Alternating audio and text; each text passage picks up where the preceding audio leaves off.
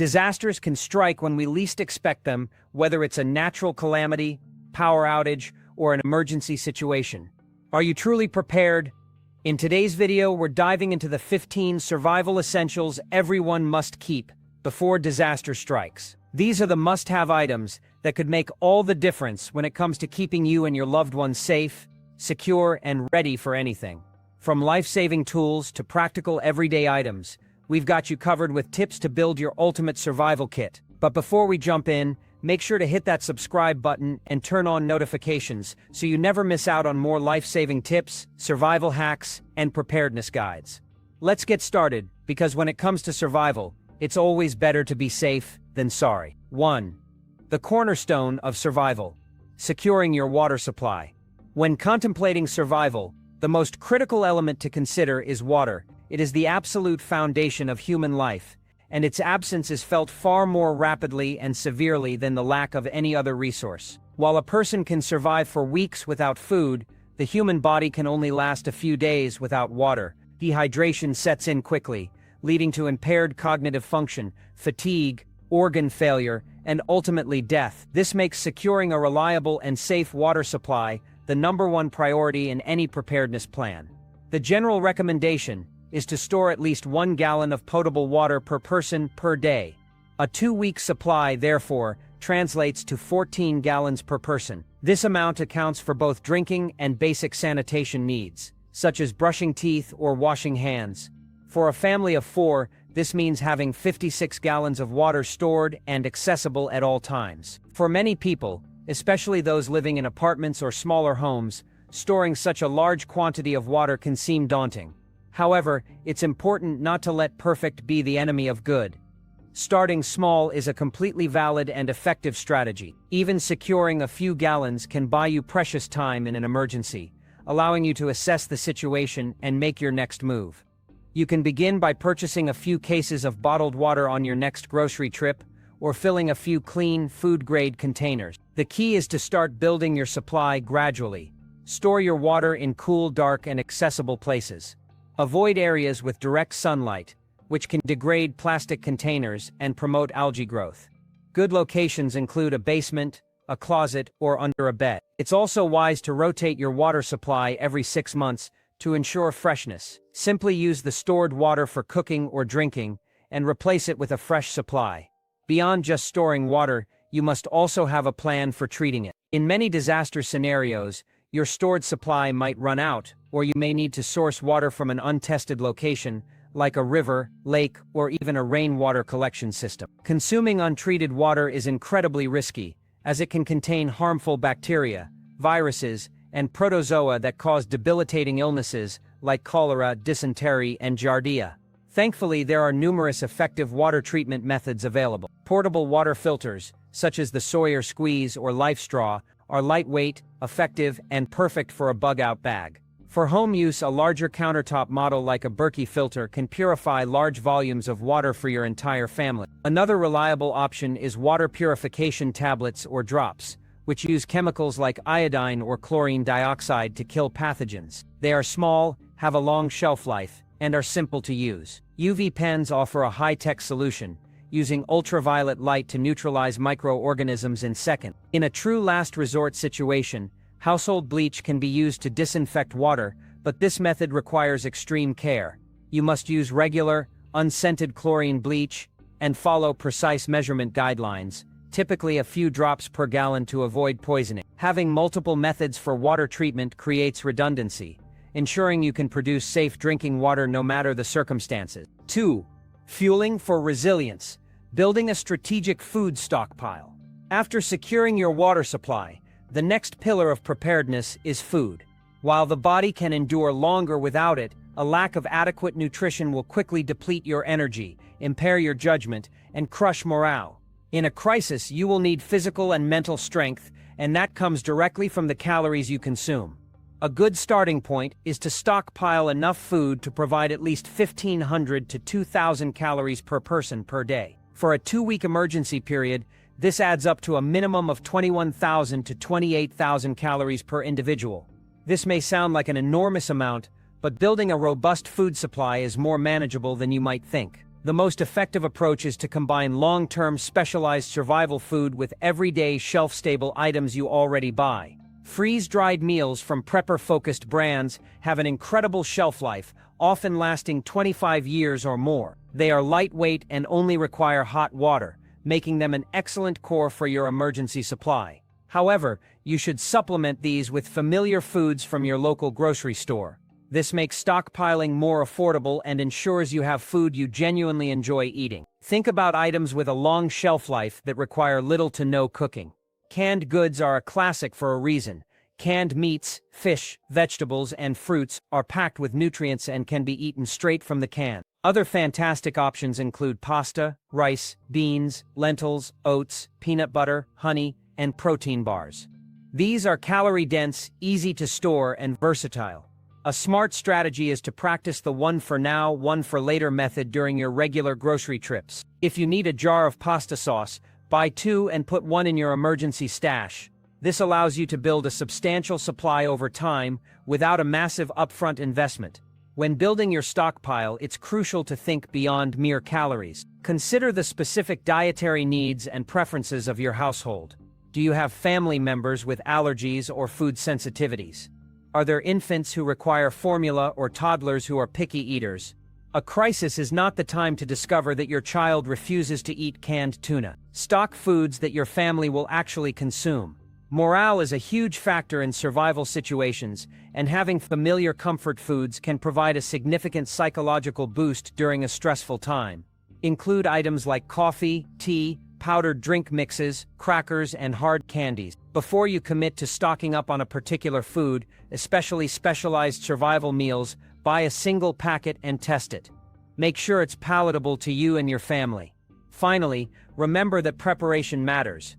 Focus on foods that are ready to eat or require minimal fuel and effort. A can of chili that can be eaten cold is far more practical in a power outage than a bag of dry beans that requires hours of soaking and boiling. 3. Mastering the flame. The critical role of fire in emergencies. Fire is one of humanity's oldest and most powerful tools, and its importance in a survival context cannot be overstated. In a disaster, the ability to create and maintain a fire is a game-changing skill. Its applications are numerous and vital. Fire provides warmth, protecting you from hypothermia in cold environments. It gives you the means to cook food, making it safer to eat and more digestible. Critically, it allows you to boil water, which is one of the most reliable methods for killing pathogens and making it safe to drink. A fire can also serve as a powerful signal for rescuers, with its light and smoke visible from great distances. Beyond its practical uses, fire offers a profound psychological benefit. The light and warmth of a campfire can provide a sense of security, comfort, and normalcy in an otherwise chaotic and frightening situation. It pushes back the darkness and creates a focal point for your group, boosting morale and fostering a sense of control. Given its importance, you must have multiple, redundant methods for starting a fire. Relying on a single tool is a recipe for failure. Your fire starting kit should be layered with several options. The simplest and most common tool is a lighter, such as a bike. They are cheap, reliable, and easy to use. You should have several of them stored in your home and in your emergency kits. Alongside lighters, store waterproof matches. These are specifically designed to work even after being submerged in water and are an excellent backup. For a more robust and long-lasting solution, a ferrocerium rod, or ferro rod, is essential. A ferro rod will work in any weather condition, wet, cold, or windy, and can generate thousands of strikes, producing a shower of intensely hot sparks. Magnesium sticks are often paired with ferro rods, as shaving off magnesium flakes creates an excellent tinder that ignites easily. Building this kit is only half the battle. You must practice using these tools before an emergency strikes. Trying to figure out how to strike a ferro rod for the first time in the middle of a freezing rain-soaked night is a dangerous proposition. Spend an afternoon in your backyard learning how each tool works. Get a feel for how to direct the sparks from your ferro rod into a tinder bundle. In addition to your tools, you need to prepare tinder and fuel. Tinder is any material that will catch a spark and ignite into a small flame. Excellent homemade options include cotton balls soaked in petroleum jelly. Store them in a film canister, dryer lint, or finely shredded paper. Keep a supply of this pre-made tinder with your fire-starting tools stored in a waterproof container like a Ziploc bag or a small plastic bottle. Also, gather a small supply of dry kindling, such as small sticks, twigs, and bark. Having these materials ready to go means you won't have to scramble to find dry fuel when you need it most. 4. Illuminating the darkness. The power of reliable lighting. In a world accustomed to constant, effortless light, a sudden power outage can be incredibly disorienting and dangerous. The loss of electricity plunges your environment into darkness, making even simple tasks hazardous. Navigating your own home becomes a challenge, filled with tripping hazards. Finding crucial supplies in a dark pantry or basement becomes nearly impossible. For this reason, a reliable and varied set of lighting solutions is an essential component of any preparedness kit. Light provides safety, allows you to work and move effectively, and offers a significant psychological comfort that helps maintain a sense of calm and order. Your primary goal should be to have multiple layers of lighting options that do not depend on the electrical grid. Your first line of defense should be high-quality flashlights and headlamps. A headlamp is particularly valuable because it keeps your hands free, allowing you to carry supplies, perform repairs, or tend to an injury. Equip every family member with their own flashlight or headlamp. Look for durable, water-resistant models that use common battery sizes like AA or AAA. Alongside your lights, you must store a substantial supply of extra batteries. Do not make the mistake of storing batteries inside your devices, as they can corrode over time and ruin the electronics. Instead, keep them in their original packaging or in sealed plastic bags to protect them from moisture and prevent them from touching and draining each other. Rotate your batteries every few years to ensure they are fresh when you need them. While battery-powered lights are fantastic, you should also invest in rechargeable and alternative power options. Solar-powered lanterns or hand-crank flashlights are excellent because they provide a renewable source of light without relying on a finite battery supply. Beyond modern electronics, it's wise to include some low-tech, time-tested lighting methods in your plan. Candles are a cheap and effective source of ambient light. A few well-placed candles can illuminate an entire room, but they must be used with extreme caution. Always place them on a stable, non-flammable surface, away from curtains, children, and pets. Never leave a burning candle unattended. Oil or kerosene lanterns are another powerful option for providing long-lasting, bright light, but like candles, they pose a fire risk and produce fumes, so they require proper ventilation. Glow sticks are a completely safe and versatile alternative. They are perfect for marking pathways in the dark, using as a nightlight in a child's room to provide comfort, or attaching to your person so you can keep track of family members in low-light conditions. By creating a diverse and redundant lighting plan that mixes battery-powered, rechargeable, and non-electric options, you ensure that you will never be left in the dark. 5. Regulating your core. Mastering temperature control in a crisis. Maintaining a stable core body temperature is a non-negotiable aspect of survival. Whether facing the bitter cold of a winter storm or the oppressive heat of a summer power outage, extreme temperatures can incapacitate or kill just as surely as a lack of water. Your preparedness plan must include robust, grid-independent solutions for both heating and cooling. When the power goes out in winter, your home's internal temperature can plummet to dangerous levels surprisingly quickly. Hypothermia becomes a real and present danger. To counter this, having a reliable indoor safe heater is essential. Propane or butane models, such as those made by Mist Heater, are designed with safety features like automatic shutoffs if they tip over or if oxygen levels get too low. These can be lifesavers, but they must be used with proper ventilation to prevent carbon monoxide buildup. Never use outdoor grills or kerosene heaters indoors without explicit manufacturer approval for such use. Beyond active heating, passive methods are just as important. Layering is key. Wool blankets and high-quality sleeping bags rated for cold temperatures are your best friends. Wool is an exceptional insulator even when damp. Every member of the family should have access to warm clothing, including thermal underwear, wool socks, hats, and gloves. A significant amount of body heat is lost through the head, so a simple beanie can make a massive difference. Conversely, a prolonged power outage during a heat wave can be equally deadly, leading to heat exhaustion or heat stroke. Without air conditioning, indoor temperatures can soar to unbearable levels. In this scenario, air circulation is your primary goal. Small, USB-powered or battery-operated fans can create a breeze that helps sweat evaporate from your skin, which is your body's natural cooling mechanism. You can enhance this effect by placing a bowl of ice or a cold, wet cloth in front of the fan. Another critical tool is the humble emergency space blanket, also known as a mylar blanket. While commonly associated with retaining heat, its reflective surface is incredibly effective at deflecting it. You can tape these blankets over windows facing the sun to block solar radiation and keep rooms significantly cooler. They are lightweight, cheap, and take up almost no space. Whether you're preparing for extreme cold or heat, practice is essential. Don't wait for a disaster to figure out how your indoor heater works or to see how long your battery-powered fan will run. Set them up during a calm weekend, understand their fuel or power requirements, and ensure everyone in the household knows the safety procedures. Mastering temperature control is about having the right gear and the knowledge to use it effectively when your life depends on it. 6. Creating a safe haven. The fundamentals of emergency shelter. The concept of shelter is fundamental to human survival. It is the barrier that stands between you and the elements, protecting you from wind, rain, sun, and debris. In a disaster, your primary shelter will likely be your own home. However, that home may become compromised, windows could be broken, roofs could be damaged, or you might need to bug out entirely. Therefore, your preparedness plan must include the tools and knowledge to either reinforce your current shelter or create a new one. The most versatile and indispensable piece of shelter equipment is the simple tarp.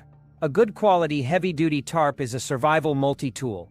It can be used to cover a broken window, patching a hole in your defenses against the weather. It can be stretched over a damaged roof to prevent water from pouring into your home. If you need to shelter in place but a room is too large to heat effectively, a tarp can be used to block off doorways and create a smaller, more manageable living space. Beyond reinforcing your home, tarps are the building blocks of emergency field shelters. With some rope, bungee cords, or even just some strategically placed rocks, a tarp can be configured into countless types of shelters, from a simple lean-to that blocks wind and rain to a more complex A-frame tent. Learning a few basic configurations before you need them is a critical skill. For those who might need to evacuate, a basic tent should be part of your bug-out gear. It doesn't have to be a top-of-the-line mountaineering tent. Even a simple, affordable dome tent provides a private enclosed space that offers significant protection from insects and weather. This can provide a huge psychological boost, giving your family a sense of a personal home in a chaotic situation. Heavy-duty emergency blankets, which are often more durable versions of the mylar space blanket, can also serve as makeshift shelter components. They are waterproof and windproof, making them excellent ground cloths or small overhead covers. The key to effective shelter is practice. Don't let your tarp or tent sit in its packaging until the day you need it. Take it into the backyard, learn how to set it up, and practice tying a few basic knots like the taut line hitch or the bow line. Understanding how to quickly and securely fashion a protective covering is a skill that will pay immense dividends when the storm rolls in. 7. The immediate responder. Assembling a life-saving medical kit.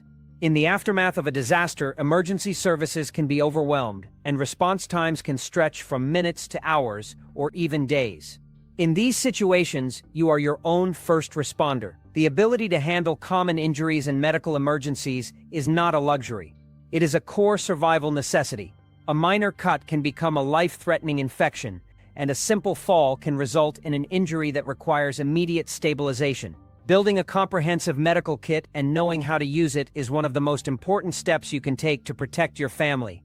Your medical supplies should be organized into layers, starting with a basic first aid kit. This kit should contain the essentials for dealing with the most common minor injuries. An assortment of adhesive bandages, sterile gauze pads and rolls, medical tape, antiseptic wipes to clean wounds, antibiotic ointment, over-the-counter pain relievers like ibuprofen or acetaminophen, disposable gloves, and tweezers for splinter removal. This basic kit should be accessible and checked regularly to replenish any used items. Beyond the basics, you should build a more advanced trauma kit.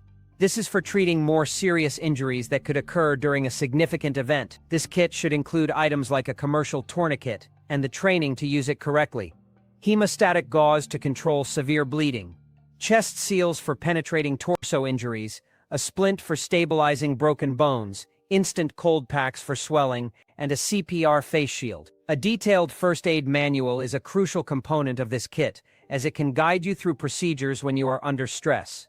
Perhaps most importantly, your medical supplies must be personalized. Include a 30-day supply of any prescription medications for every family member. Keep a list of medications, dosages, and allergies. Also, stock over-the-counter remedies for common ailments that can be debilitating in a crisis, such as anti-diarrhea medication, laxatives, and antacids. Having these on hand can prevent a simple digestive issue from turning into a major problem. However, possessing all these supplies is useless without the knowledge to deploy them. Take a basic first aid and CPR course from the Red Cross or a similar organization. Consider more advanced training, like a Stop the Bleed or Wilderness First Aid class. The confidence you gain from hands-on training is invaluable and will empower you to act decisively and effectively when someone's life is in your hands. 8. Preserving health and morale. The importance of hygiene. In a long-term emergency, the breakdown of sanitation systems can lead to a rapid increase in health risks. Cleanliness is not a luxury. It is a critical defense against the spread of disease. Poor hygiene can lead to skin infections, gastrointestinal illnesses, and a host of other problems that can quickly incapacitate you or a family member. Furthermore, the simple act of staying clean has a profound impact on morale, providing a sense of normalcy and dignity in a stressful environment. Your hygiene kit should be packed with items that allow you to maintain personal and environmental cleanliness without relying on running water. Wet wipes are an absolute essential. They allow for field baths to clean your body, removing sweat, dirt, and bacteria. Hand sanitizer with at least 60% alcohol content is crucial for disinfecting your hands when soap and water are not available, especially before eating or after handling waste. Your kit should also include biodegradable soap, which can be used sparingly with your stored water for more thorough washing. Don't forget oral hygiene. Pack toothbrushes, toothpaste, and floss for everyone in the family. Poor dental health can lead to painful abscesses that would be a nightmare to deal with in a crisis. Feminine hygiene products are another critical consideration that should be stocked in ample supply. Beyond personal care, you must have a plan for managing waste. Heavy-duty trash bags are a must for containing garbage and, if necessary, human waste. A simple bucket with a toilet seat lid combined with trash bags and a bulking agent like cat litter or sawdust can create a functional emergency toilet. Disposable gloves and disinfectant wipes are essential for safely handling this waste and cleaning surfaces to prevent cross-contamination. Maintaining a clean living area is just as important as personal hygiene. By dedicating a portion of your supplies and planning to sanitation, you are actively protecting your group's health. It reduces the risk of preventable illness, conserves your precious medical supplies for true emergencies, and provides a powerful psychological boost that helps everyone feel more human and in control. 9. Maintaining the lifeline. The art of emergency communication. In a crisis, information is one of your most valuable resources. Understanding the scope of the disaster, receiving instructions from authorities, and staying connected with your group are all critical functions that depend on communication. Yet, modern communication systems are fragile. Cell phone towers get overloaded or damaged. Internet services go down, and the power grid fails, rendering our smartphones and laptops useless. This is why having a robust, multi-layered communication plan that doesn't rely on the conventional grid is a cornerstone of true preparedness. Your first priority should be one-way communication, receiving information from the outside world. The single most important tool for this is a NOAA weather radio. These devices are designed to receive alerts and broadcast directly from the National Oceanic and Atmospheric Administration, providing real-time information on weather events, civil emergencies, and evacuation orders. Many models are hand-crank or solar-powered, ensuring they will work even when batteries are scarce. This incoming information allows you to make informed decisions about whether to shelter in place, evacuate, or prepare for incoming threats. The next layer is two-way communication, both for short and long-range needs. For short-range contact with your family or group members in a localized area, simple two-way radios, walkie-talkies, are an effective solution. They are great for coordinating tasks around your property or keeping track of each other if you get separated in a crowd. For more powerful long-range communication, ham radio, amateur radio is the gold standard. A licensed ham radio operator can communicate across town, across the country, or even around the world, completely independent of any established infrastructure. Earning a basic technician class license is relatively straightforward and opens up a world of reliable communication possibilities. However, it's a skill that requires practice, so getting licensed and joining a local club well before a disaster is crucial. Don't overlook low-tech signaling method. A simple, loud whistle is an incredibly effective tool for signaling for help. The sound carries farther and requires less energy than shouting. A signal mirror can be used to flash sunlight at aircraft or distant search parties. High-powered flashlights with a strobe function can also serve as a powerful visual signal at night. Preparing your communication plan means acquiring the right tools and, more importantly, practicing with them. Learn the functions of your weather radio, get comfortable using your two-way radios, and earn your ham license if you're serious about long-range contact. In an information vacuum, these tools are your lifeline. 10. Powering your preparedness. Securing off-grid energy. Modern life runs on electricity. When a disaster severs our connection to the power grid, the consequences are immediate and far-reaching. Our lights go out, our refrigerators stop working, our phones die, and our primary means of communication and information vanish. Creating a reliable, independent power plan is essential for maintaining safety, comfort, and a connection to the outside world. The foundation of any energy plan is a robust supply of batteries. Identify all the critical devices in your preparedness kit, flashlights, headlamps, radios, and determine what kind of batteries they use. Then, stock up. You should have at least 2 to 3 full replacements for every battery-operated device you own. Store these batteries in a cool, dry place, preferably in their original packaging or in sealed bags to prevent corrosion and accidental discharge. It is wise to rotate your battery stock annually, moving the older batteries into your regular household use and replacing your emergency stash with fresh ones. This ensures you always have a potent supply ready to go. Beyond disposable batteries, you must have a way to recharge your essential electronics, like your cell phone, which remains a powerful information and contact tool as long as it has power and the network is intermittently available. This is where solar chargers and power banks come in. A power bank is essentially a large portable battery that can recharge your devices multiple times, keep it charged and ready to go at all times. To replenish your power bank and charge devices when the sun is out, a portable solar panel is an invaluable tool. Modern solar chargers are more efficient and affordable than ever, capable of charging a phone or power bank in a matter of hours with good sunlight. Hand-crank chargers are another excellent, albeit labor-intensive, backup for more substantial power needs. A portable power station, often called a solar generator, can be a game-changer, capable of running small appliances, medical devices like a CPAP machine, or multiple electronics at once. Don't forget about the power source you own that has wheels your vehicle. A simple 12-volt inverter that plugs into your car's cigarette lighter can convert DC power to AC power, allowing you to charge laptops and other larger devices. However, you must be careful not to drain your car's battery. Run the engine for a period of time while charging to ensure you don't leave yourself stranded. Knowing your devices, understanding their power needs, and having multiple ways to meet those needs, from AAs to solar panels, is what separates a blackout from a true emergency. 11. The right tools for the job. Your manual labor arsenal. In the aftermath of a disaster, you may be faced with physical obstacles that require manual labor to overcome. A storm might fell a tree across your driveway, debris could block an exit, or you may need to fortify your home against the elements. Without access to power tools or professional help, a small collection of basic, high-quality hand tools can be the difference between being trapped and helpless and being capable and self-reliant. These tools are not about complex repairs. They are about brute force and fundamental tasks, like chopping, digging, and clearing. Your preparedness toolkit should be built around a few core implements that offer maximum versatility and impact. At the top of that list is a good quality axe or hatchet. An axe is essential for processing firewood if you need to heat your home or cook outdoors. It can make quick work of fallen branches or even a small tree blocking a path. A smaller hatchet is more portable and excellent for splitting kindling and other finer woodworking tasks.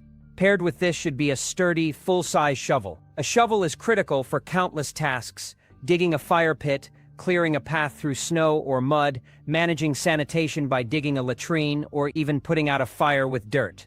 Protecting your hands is just as important as the tools you wield. A pair of durable leather work gloves is a non-negotiable item.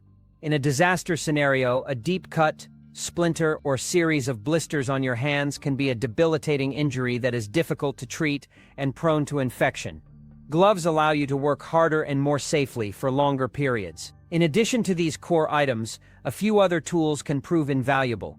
A pry bar or crowbar provides immense leverage for opening stuck doors, lifting heavy objects, or breaking through debris. A multi-tool like a Leatherman or Gerber should be in every emergency kit and on your person, as it provides a suite of useful implements like pliers, wire cutters, and screwdrivers in a compact package. Finally, a roll of duct tape is a legendary repair tool for a reason.